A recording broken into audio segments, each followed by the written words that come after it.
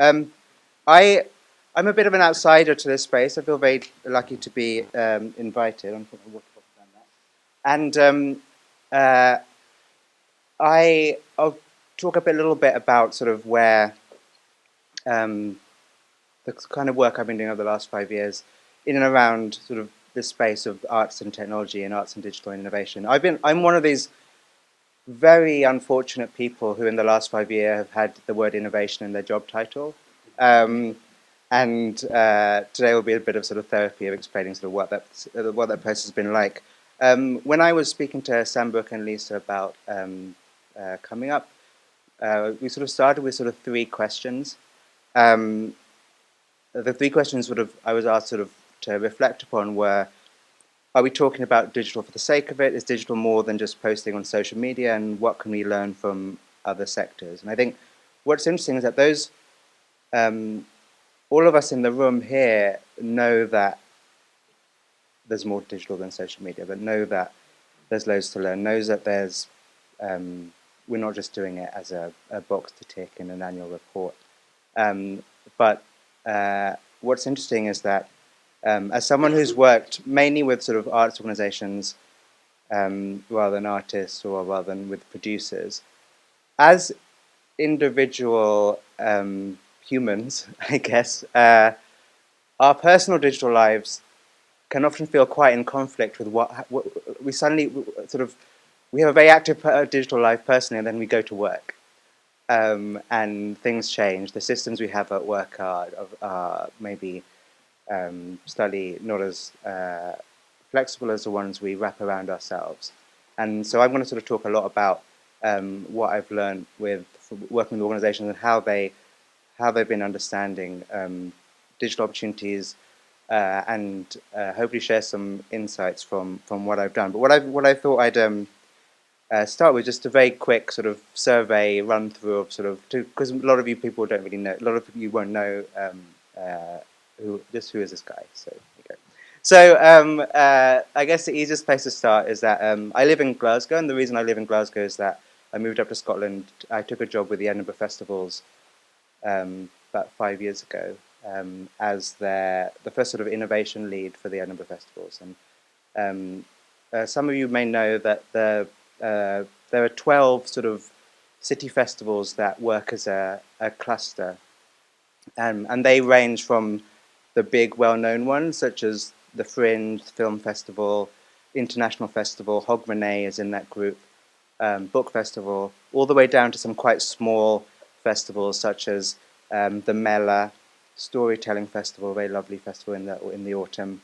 So there's a real sort of range, and my job was to and all of those festival organisations in their own right are very good organisations. They're all um, uh, doing really great work, and they're all doing what they think they should be doing, and they're doing what they know about.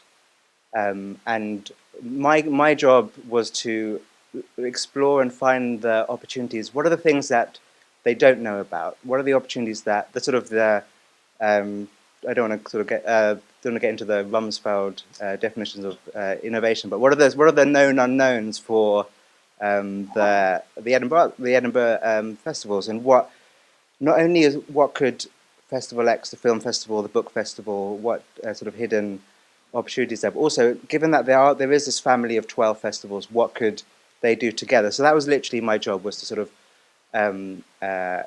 explore that, and it was a 2 year piece of work.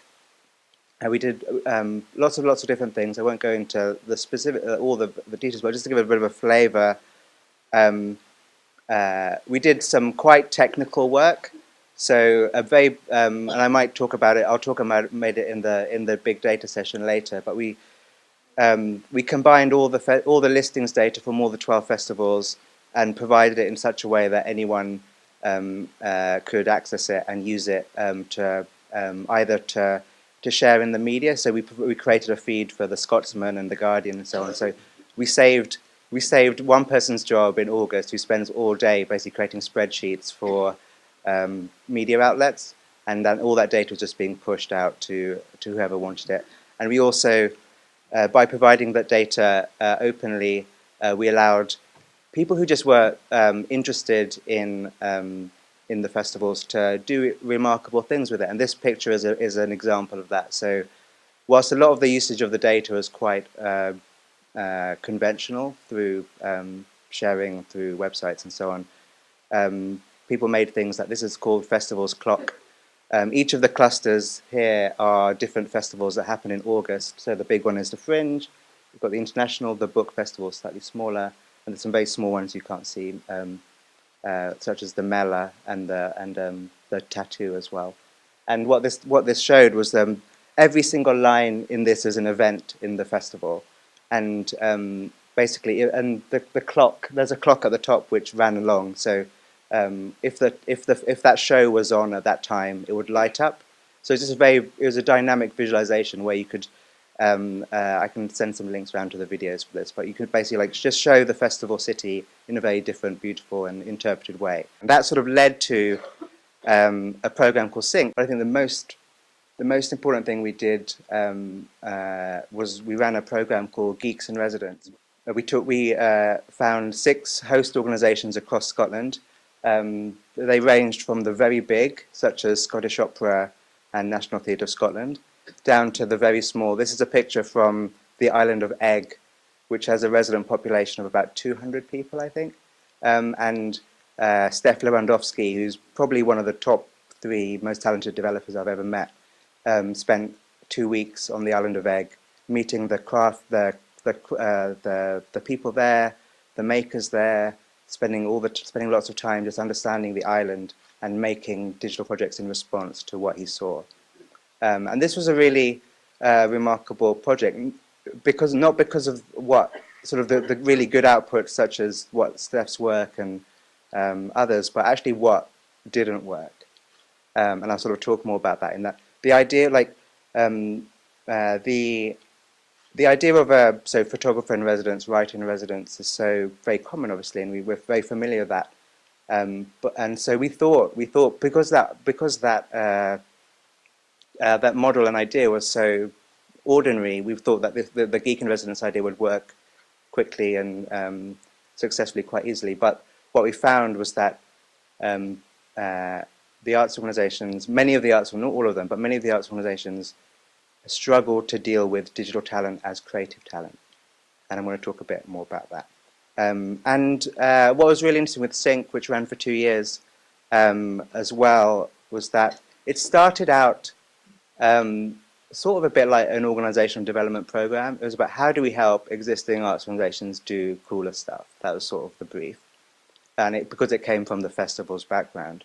But what we saw was that when we sort of as a team, we decided to change our approach quite radically in the second year, which was that a lot of people don't actually, there's this decision as whether, like, from a sort of almost like a philosophical perspective, does one try to get everyone to do something progressive, or because that takes a lot of energy and a lot of time. Because if you think of like a technology adoption curve, there are always going to be people who are yes on the early adopter, innovator side, but then you're going to get people on the non-adopter, laggard side, and the challenge of trying to take everyone on a journey with you can be actually very difficult. And so we changed significantly to basically take the approach of, instead of trying to do essentially organizational development for existing organizations, we just put out almost the positioning that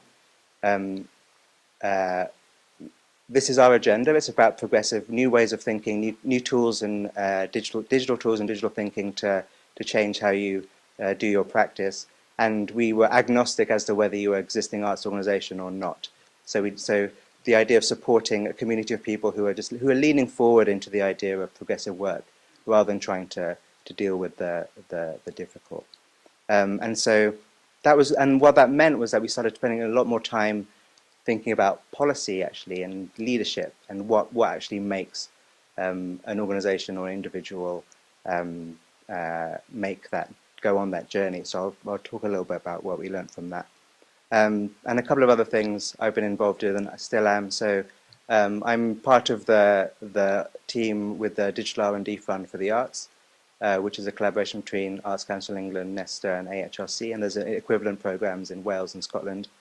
And the one in England is many of you will know, it's a big sort of £7 million fund to support R&D work across the arts.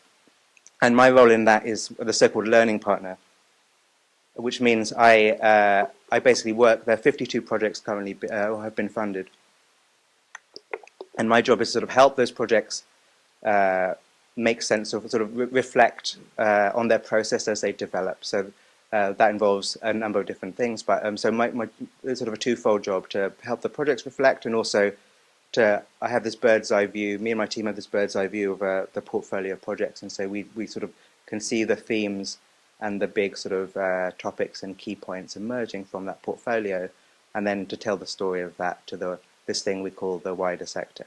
So that's the other thing, and two more things, sort of which all play into the story. I've been on the board of the British Council for just over a year and a half, and that's been a real riot. And my sort of portfolio on the board there is very much around. So the council is an incredibly complex organisation, existing both in a public service role and in a commercial role as well, all across the world. And it's how do we, what does digital innovation mean for the council, and how, with all the bureaucracy and process that comes with a big organisation which has a lot of government oversight through the Foreign Office, how do we deal with that? And the last thing, which is slightly different, is that I'm also I run a company which makes meditation apps for hipsters. So our main product is called Buddhify. It's what I call a cult app success. So if you really hate my talk and you were like, we just need something to deal with the pain of it, then please download Buddhify, and feel free to plug your headphones in and listen to that. But the important thing of that is that I'm a maker and producer, and so this is very much like I'm doing much more and more of this work. So 2-3 years ago, I was sort of 80% arts, 20% mindfulness stuff, and now I'm sort of 80% mindfulness stuff and 20% art stuff. So I've had the experience of conceiving a product and taking it to market and getting significant user base and press attention and all that sort of stuff, and now we're growing a company around it. So I've got that sort of experience, and really interested. Like, this is maybe for another talk, but the whole mindfulness technology is another talk. But specifically, I use all the thinking that I've applied in my arts work in this domain. Like, it all started from the insight that I was doing a business model analysis with English National Opera about 5 years ago, and I sort of was at the same time spending a lot of time in a retreat centre in Devon, doing a lot of sort of hardcore Buddhist meditation. But I thought, then I was particularly bored one day. I thought, oh, what would be nice if I did? What if I took my ENO business model analysis and applied it to this retreat centre I was in? And I realised that these are exactly the same businesses. They were heavy. They were big building-based organisations that spend so much time raising money just to keep the lights on and do the maintenance of the building when they should be investing money in program. There's an audience that was getting older and older. So I started drawing these really interesting parallels between the meditation, spirituality, mindfulness world and the arts world, and that sort of has led to a whole new adventure.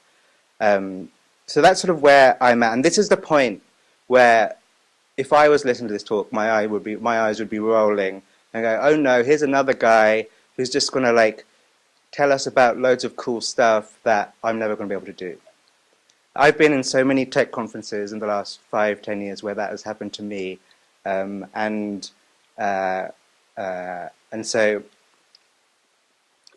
I really, because I think that's one of the dangers of this sort of really sort of exciting digital innovation conversation, is that we can hear lots of amazing case studies and stories, but it's quite hard to dock it into our own practice and our day-to-day life. And there's a lot of value in coming to a space like this and getting inspired and finding out new projects and things to look up. And but there's also that sort of, I've had that experience of like that sort of slight disappointment when I get back to my desk and say, oh, we're back here. And so what I want to do for the main part of the talk actually is to sort of share a bit about, because basically what I've spent the last 5 years doing in the arts is acting as an in-betweener between either, in some cases, sort of arts funders or central government, and the sort of the people doing innovative practice and startup companies, and sort of translating and living in that in-between space. And in a way, like, I've learned quite a lot, particularly through the SYNC program in Scotland, about what works and what doesn't, and importantly, what are the barriers and things, sort of when particular arts organizations or individuals are really doing the most amazing kinds of work. What is it that's enabled them to do that? And for me, it comes very much down to mindset and attitude. And I want to sort of share effectively like five things which I've seen over the last 5 years being really, really important in either projects or organizations that are, yeah, like I said, have done well, or likewise those who haven't done well because they haven't necessarily thought about these things. So that's sort of what I'm going to do. So I'll just go through those 5 things now. The first thing I sort of call defining the playing field, and this is when we've all had this experience where on opening night of a festival, the director will come up and then, or maybe when the program is announced, if you have like a program launch event, as some festivals do, happens in Edinburgh all the time, the director will stand up and go, "Hey, yeah, this is another great year for Festival X. It's really innovative program. It's really innovative, blah, blah, blah." And this word just comes up again and again. And for me, like, the word is sort of the word innovation word is used so broadly that when I sat down, so when I got with the festivals, I got them to really, really be quite harsh about what you're actually talking about. Okay, so I won't name any names because you might know some people, but so Festival Director X, when you talk about innovation, like what part of your organization are you willing to stretch? Are you willing to try something new? And so, so traditionally, obviously, like sort of digital innovation very much started in and around sort of the marketing and comms part of an organization, which makes a lot of sense. And when I joined the festivals, they were already there. They were already like doing sort of getting more active on social media and doing some decent marketing campaigns and so on.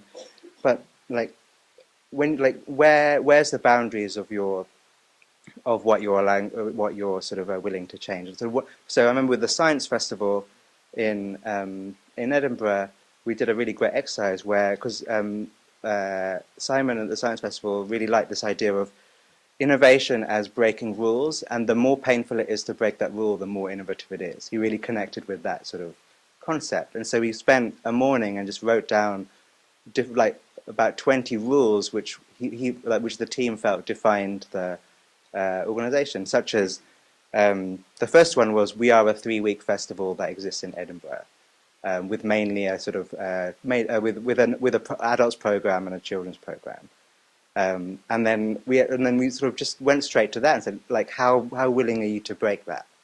And that sort of opened up a lot of stuff for them. And now, like, sort of a few years on, they're now sort of, they've really expanded their horizon, their ideas of what they run.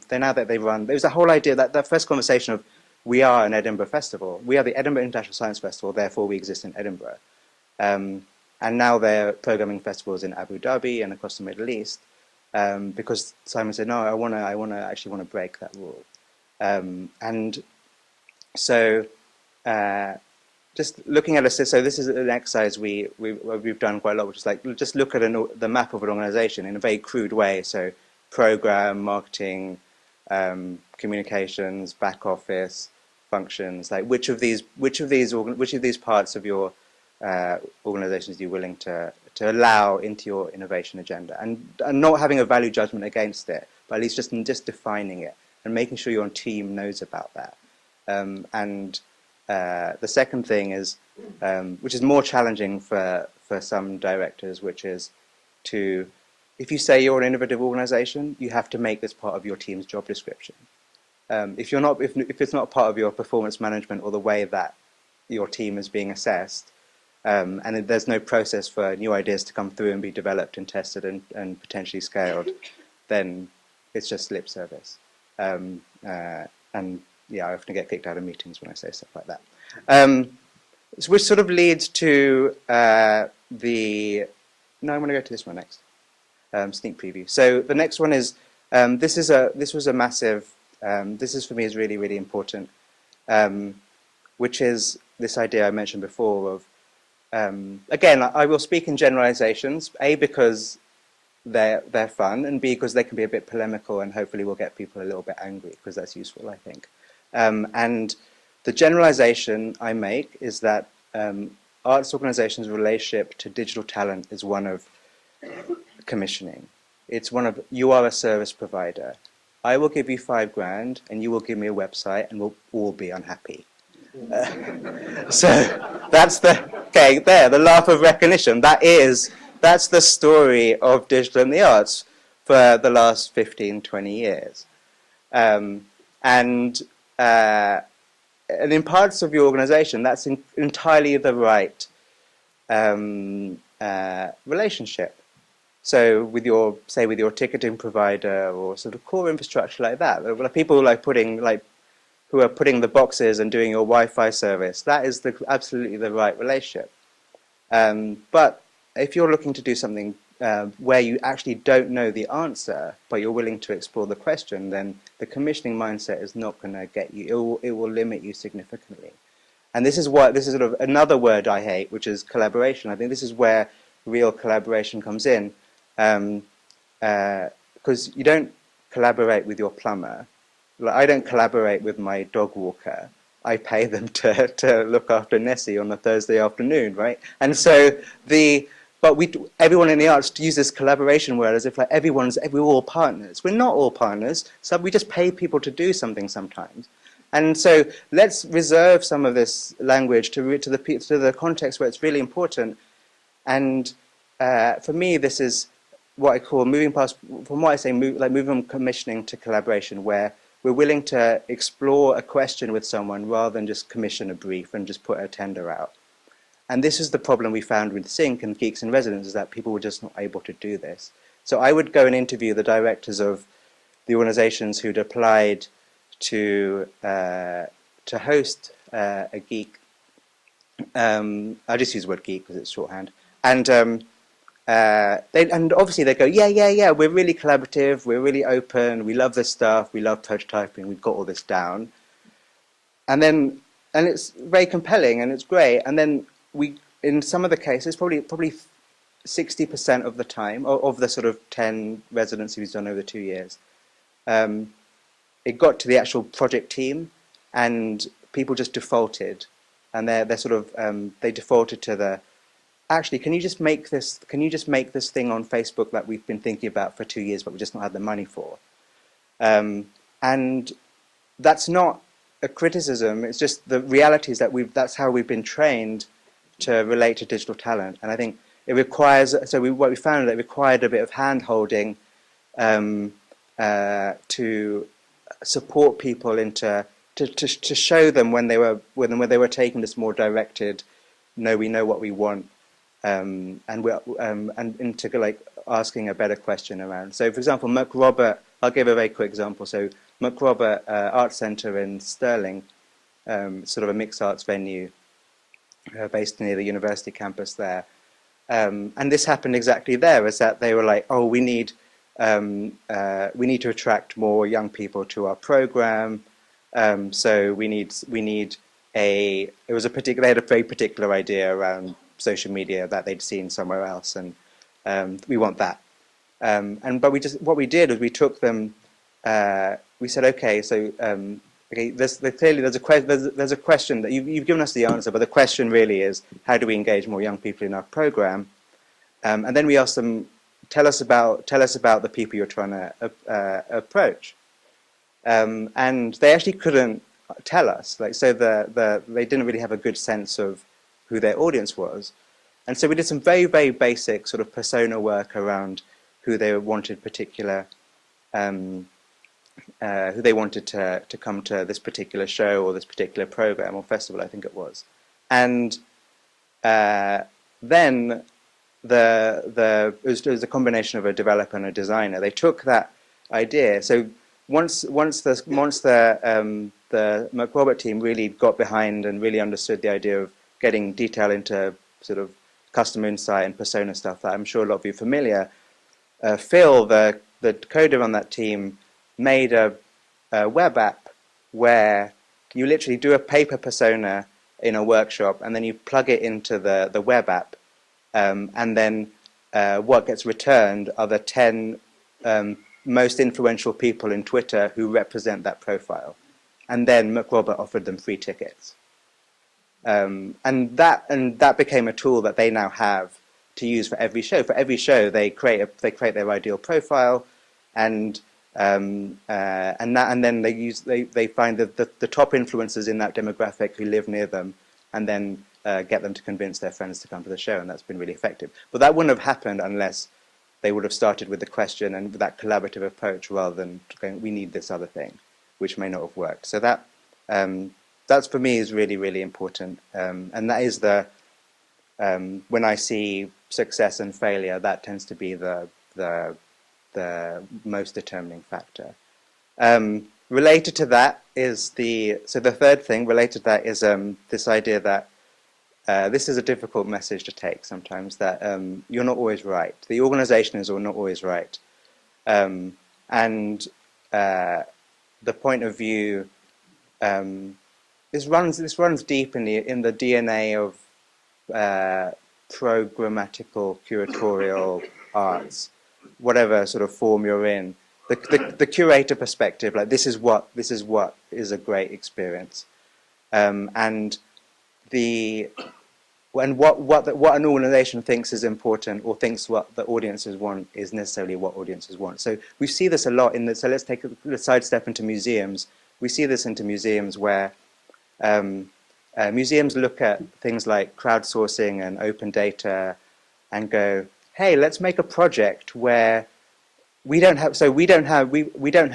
lots of data missing in our collections about this particular part of our collections. And what we need is that data to be filled out. So what we're going to do is set up a big project where everyone around the world and everyone is going to come and submit and sort of help us fill in the gaps.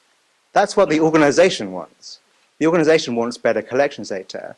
At no point in a lot of these projects did the organization think, how many people actually want to spend their time filling in the dots of a museum's data for very little sort of payoff, right? So project initiation often comes from an organizational need. And again, it's not rocket science, but taking a very user centricity and user centered design and service design, all these ideas are talked about a lot, but actually doing it, actually listening to people and not without the filter of whatever technique you use, without the filter of what you think they should be doing. Because I think we lead the witness a bit too much in project initiation, the way we relate to audiences. So that, and it's the teams that really understand that and are able to listen to an audience member or to a human being long enough before they close in on them with but this is what we're doing about that. This is what you should be. Oh, you just didn't see that. Oh, you just didn't see that website or that flyer that we put out. That's why. That's all your fault. You just didn't see our flyer. So all these sort of subtle sort of things is a big determining factor. So just sort of finishing up the last two. Copying is great. And there's so much great stuff happening around. And all the work that I did with the festivals, I directly stole from the social innovation scene of 2 or 3 years before then. So the hack days, the service design, the open data, it was just a glorious rip-off.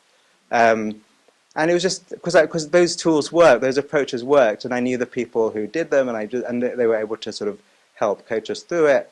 and just applying it in a different context. And that's sometimes we have to. This is not true in all cases, but I found that in a statistically significant sample of arts leaders, they want everything to be unique. They want something to be a project which has not been done elsewhere. There's something a little bit sullied around something that it happened in Denmark, and so no, we can't do that. As if innovation has to be invention. It has to be incredibly new. For me, it's like, let's take advantage of what architecture and examples already exist. And for what was most powerful in the festival's work and Sync has been just moving the context from the sort of social innovation, local government, sort of that sort of context into the arts context. And the final thing I want to talk about is this term we came up with, called digital fear, because if commissioning is, so I said before that commissioning to collaboration thing is important, and if you look at the root of everything, we found this thing called digital fear. So I'll just explain what that means. So and I'll give you an example of this. So Kath Mainland, amazing lady. She's the chief executive of the Fringe Festival, which is a hell of a job. And we were doing this big open data project with them, releasing their data publicly for the first time. And we've solved, as in through in a sort of clever tech way, outside of a program. And we'd solved the technical case. It was really painful, but we solved it. We solved the business case, and the board had signed it off, and it was all fine. And then there was still a problem, and I was like, Kath, what is the problem? We've solved all these other things, and she said, I just don't like it. And I was like, thank God, now we can get somewhere. This is the real stuff. Like underneath, behind that, we don't have time, we don't have money for this. It's not like there's some human, emotional, visceral, felt, somatic issues with innovation projects that are and we called this digital fear, and we put out an invitation for senior arts leaders in Glasgow for the first event, where the invitation was, you tell us you don't have time, you don't have money, tell us the real problem. And 6 people turned up. We took them out for dinner, and I'll send some links around of some transcripts or some articles about those conversations, which we held several more across Scotland. And we heard things like, I've been an expert in my field for 15, 20 years, and now I don't feel like an expert anymore. We heard things like, when I speak to my digital agency, I feel like I'm speaking to my children. We heard things like, I can't even work my BlackBerry. How am I supposed to make a decision about a 100K digital project? And these are real things, right? These are significant. These are leading gallery curators running some of the biggest festivals in Scotland. It's like, wow, this is seriously important, and is never spoken, very, very rarely spoken about. The human side of innovation, and what we found is that just to name it, we gave these people a space in which to have that conversation completely anonymously, sort of Chatham House rule. We did say we were going to write about it, but we kept the identity of all the people who come to those events, those session events. We call them. Sometimes we call them just called digital therapy events. But we kept them anonymous, and it just gave people a space to talk about these. It's a significant. Those sort of 3 or 4 things that I sort of felt quite strongly, and I think the more we talk about actually what it feels like to do this kind of work in a quite vulnerable, sort of changing environment, both technologically and sort of sectorially and personally, then that's where I think the real sort of leadership challenge is exploring that human side. So that's that's basically all I was going to say. I just wanted to finish on this picture because it's my favourite picture ever from my work. I'll just tell you the story of why, um, uh, what it is. So this is St Giles Cathedral in Edinburgh, a beautiful space. And for those of you who, when I was growing up, it was called What's the Time, Mr. Wolf, where you play that game where one person stands out and sort of you creep up behind them and one person turns around. If you see them move, then you're out.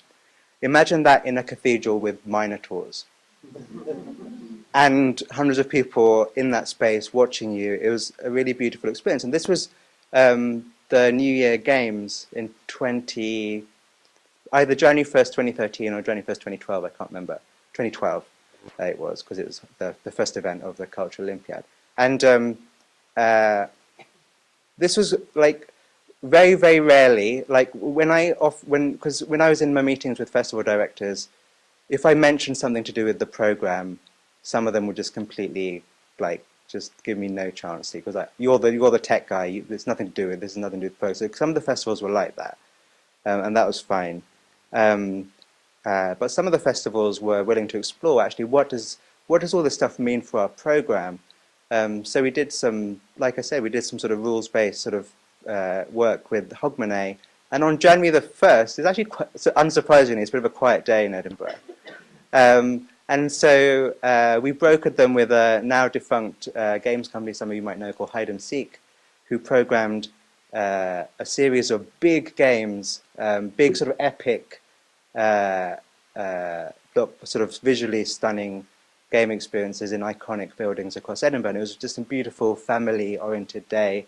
And it just brought a great new energy and sort of what I was excited about that was, for me, this was the most digital project that we did through the festivals, because it was about play, it was about participation, it was about breaking the rules, it was about exploring old classic spaces in new ways.